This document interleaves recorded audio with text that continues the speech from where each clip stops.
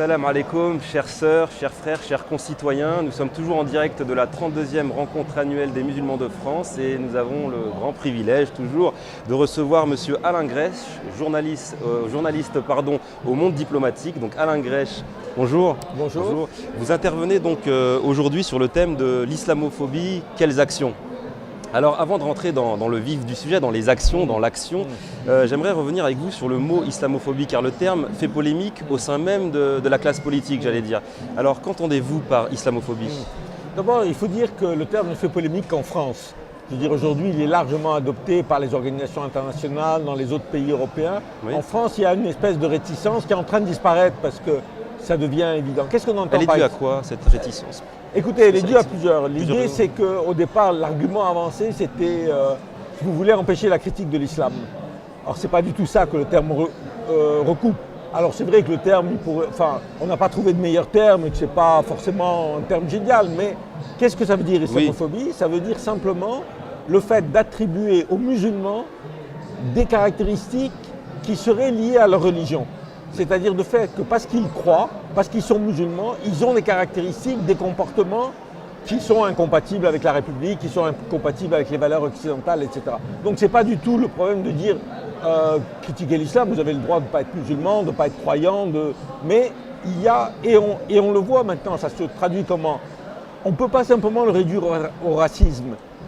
D'abord parce que l'islam, c'est pas de race, oui. Mais les attaques contre les mosquées, c'est quoi ? Personne n'attaque les musulmans, ils attaquent quelque chose.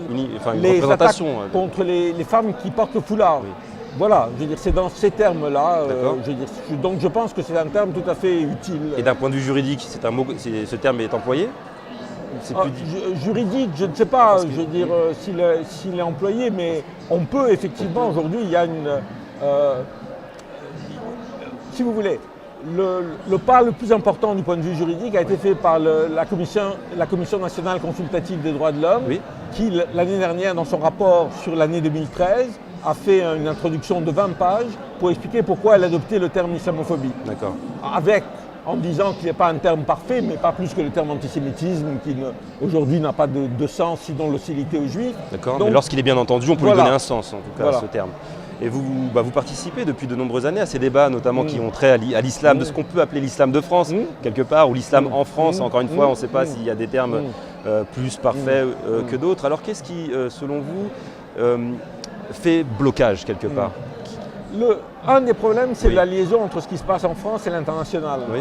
C'est-à-dire que pour les gens, pour les médias, quand on a une action de l'État islamique qui égorge des gens, c'est l'islam.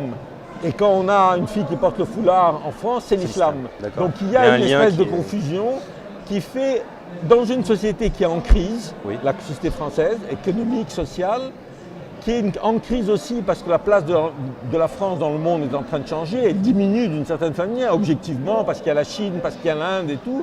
Et donc on a un sentiment de repli sur soi en France, un repli identitaire, avec l'idée qu'on est attaqué de partout, par l'extérieur par les djihadistes et à l'intérieur par ces musulmans qui n'auraient pas nos valeurs. Et est-ce que ça expliquerait justement cette interprétation de la laïcité, notamment que l'on perçoit comme quelque chose de restrictif, anti-religieux, ça y participe ? Tout à fait. Et en plus c'est vraiment en rupture avec l'histoire de la laïcité. Oui. C'est ça qui est extraordinaire. C'est-à-dire que moi, de son esprit libéral initial d'ailleurs. Ce que je dis, les vrais laïcs, c'est nous.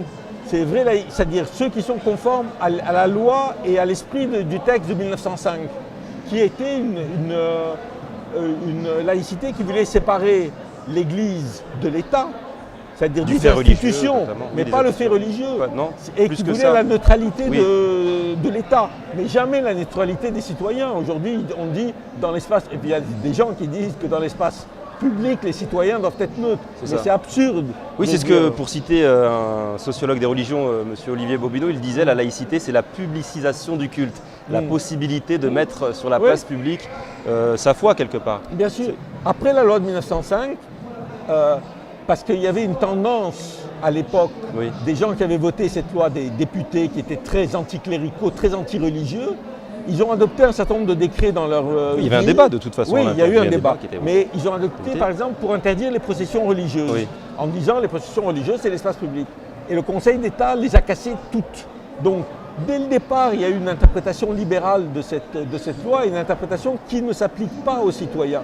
Et aujourd'hui, on sent qu'il y a une volonté de l'appliquer aux citoyens. D'accord. Et vous êtes plutôt optimiste? Écoutez, moi je suis fondamentalement optimiste en général. D'accord. Donc je pense que ça sera un combat très long. Là, votre thème, c'est islamophobie. Quelles actions pour qui doit agir là? Moi je pense qu'il faut que tous les citoyens agissent, qu'ils soient musulmans ou non musulmans. Et je pense que c'est important que les citoyens musulmans agissent avec des citoyens non musulmans. L'islamophobie nous concerne tous. C'est aujourd'hui pour moi la forme dominante du racisme. Comme dans les années 30, l'antisémitisme a été la forme dominante du racisme. Dominante parce que d'une manière ou d'une autre, elle est répercutée par l'État. C'est ça qui est le plus dangereux. Bien sûr, il y a de l'antisémitisme en France, mais les institutions de l'État ne sont pas antisémites. Il n'y a pas de parti politique qui refuse les juifs ou qui attaque les juifs. Il n'y a pas de journal antisémite. Il y a des journaux qui développent des thèses islamophobes. Il y a des mesures, que ce soit le contrôle aux faciès, qui relèvent pour moi de l'islamophobie aujourd'hui. Donc c'est la forme dominante de l'islamophobie, du racisme. C'est pour ça qu'elle concerne les citoyens français tous les citoyens français, quelle que soit leur confession. Et les récents événements tragiques, notamment Charlie Hebdo, est-ce qu'il est possible selon vous de rebondir positivement sur cela pour aller dans votre sens, dans les actions à mener, dans les débats entre les musulmans et les non-musulmans? Je pense, c'est-à-dire, Charlie Hebdo a eu des conséquences contradictoires. D'un côté, je pense que ça a libéré en partie une parole islamophobe, mais qui avait déjà commencé à être libérée. Mais de l'autre, ça a obligé un certain nombre de forces à discuter de ces questions de manière plus ouverte.